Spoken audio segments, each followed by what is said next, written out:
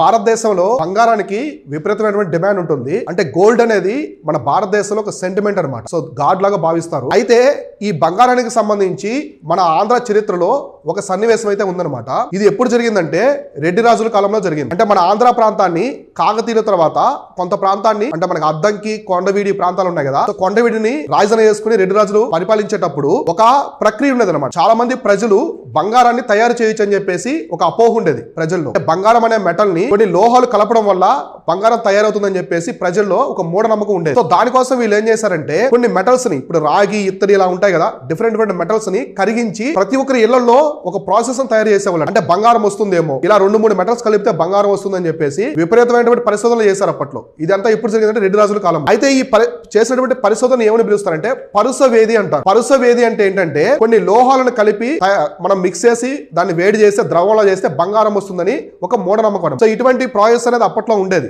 ఇప్పుడంటే రెడ్డి రాజుల కాలంలో జరిగిందనమాట. చాలా మంది ప్రతి ఒక్కరి ఇళ్లలో కూడా తయారు చేసేవాళ్ళు. ఇటువంటి ప్రాసెస్ అనేది అప్పట్లో ఉండదన్నమాట. కానీ వాళ్ళు చాలా వరకు ప్రయత్నించారు. అంటే లోహాలు డిఫరెంట్ మెటల్స్ కలిపి కరిగించడము, తయారు చేయడం ఇట్లా అయినప్పటికీ ఎంత ప్రయత్నించినప్పటికీ కూడా బంగారం అనేది రాలేదంట చరిత్రలో. సో మన చరిత్రకారులు చెప్పేటువంటి ఒక సన్నివేశం అనమాట. అప్పట్లోనే బంగారం కోసం విపరీతమైన అన్వేషణ ఉండేది.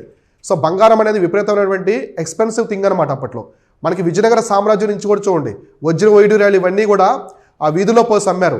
కానీ బంగారానికి మాత్రం విపరీతమైన డిమాండ్ అనేది అప్పటి నుంచే ఉన్నది. సో ఇప్పుడు మనం చూసాం కదా, గోల్డ్ ప్రైస్ అనేది చాలా హైకి వెళ్ళిపోయి అనమాట, చాలా పెద్ద స్థాయికి అయితే వెళ్ళిపోయాయి.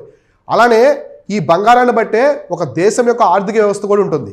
ఇప్పటికీ మన రిజర్వ్ బ్యాంక్కి సంబంధించి కావచ్చు, అలాగే అమెరికా ఫెడరల్ బ్యాంక్కి సంబంధించి కావచ్చు, ఏదైనా సరే ఆ బంగారం రిజర్వ్ బ్యాంకులో ఎంత బంగారం నిల్వ ఉందో దాన్ని బట్టి ఆ ఆర్థిక వ్యవస్థ ఎంత దృఢంగా ఉందో చెప్తారనమాట.